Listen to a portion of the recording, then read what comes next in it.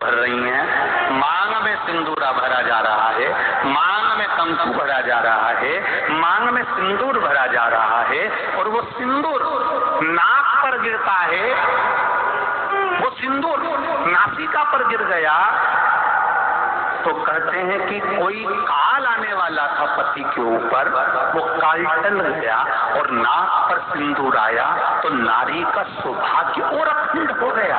ये शास्त्र कहता है।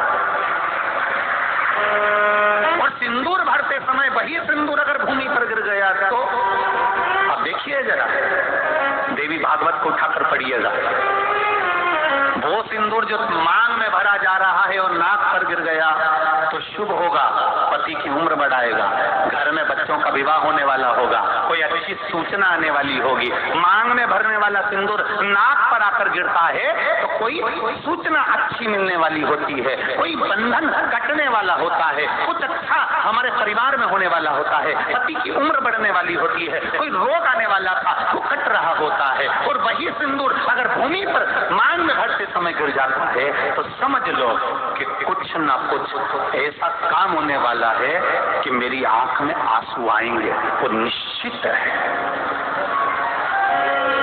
वो निश्चित है। चाहे वो किसी प्रॉपर्टी के चक्कर में हो, परिवार के चक्कर में हो, नातों के चक्कर में हो, पुत्रों के चक्कर में हो, बेटियों के चक्कर में हो, पति के चक्कर में हो, रिश्तेदारों के चक्कर में हो, कुटुंब मायका ससुराल के चक्कर में हो, और निश्चित है कि नेत्र में जल जरूर आएगा, ये निश्चित था। क्योंकि भूमि पर वो सिंदूर अगर नाक पर गिरा है तो शुभ है, पर वही सिंदूर अगर भूमि पर गिरा है तो वो अशुभ है।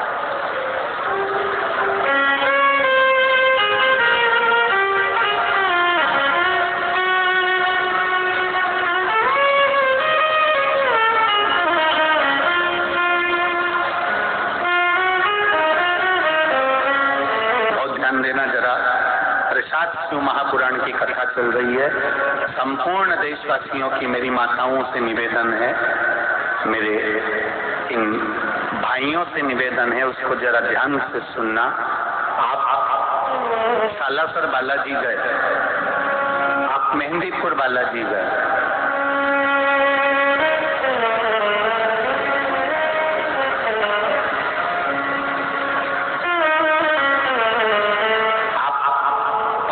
माता पर गए, आप किसी देवी मंदिर में दर्शन करने के लिए गए,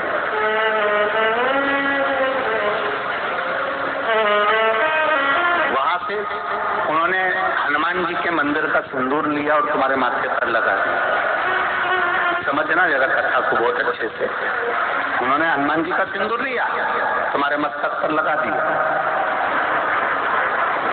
मस्तक पर आपने अगर सिंदूर लगाया है और हनुमान जी महाराज का या देवी जी का या भगवान का सिंदूर आपके मस्तक पर लग गया है तो वो सिंदूर कम से कम शास्त्र कहता है 2.5 घंटे तक आपके मस्तक पर रहना चाहिए।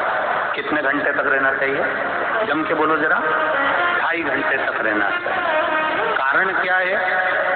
भगवान के चरण का अगर कोई कुंकू या सिंदूर हमारे मस्तक पर लगाया गया है, वो 2.5 घंटे तक रहे, उसके बाद उस सिंदूर को किसी नैपकिन, कपड़ा या अन्य चीज से पोंछ देते हैं। पोंछने के बाद वो गलत जगह पर टंग जाता है, लोग उसका गलत हाथ का प्रयोग कर लेते हैं। वो जितनी जगह गलत जगह जाता है उतना दोष हमको लगते चले जाता है। इसलिए सिंदूर का क्रम है कि कोई पुष्प है, उस पुष्प से उस सिंदूर को लगा लिया जाता है, कोई पत्ती है उससे सिंदूर को लगा लिया जाता है, उस पुष्प को। फिर विसर्जन में, अगर विसर्जन में नहीं रख सकते तो अपने घर में जो गमला होता है जिसमें पौधा लगा होता है, उस पौधे में उसको डाल दिया जाता है, जिससे वो सिंदूर उसमें मिल जाए और हमारे घर में सदा रहे। पर हमने कोई ताबीज, होटल में ठहरे तो होटल के ताबीज से पोंछ दिया, कहीं ठहरे थे तो दीवार से पोंछ दिया, कहीं लगा दिया, उसका दोष है, उसका दोष है।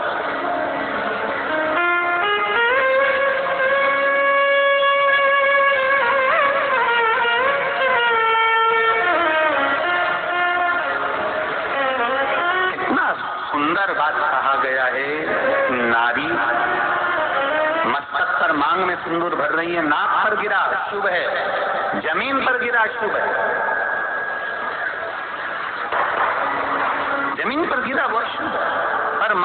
सिंदूर नाक पर आया।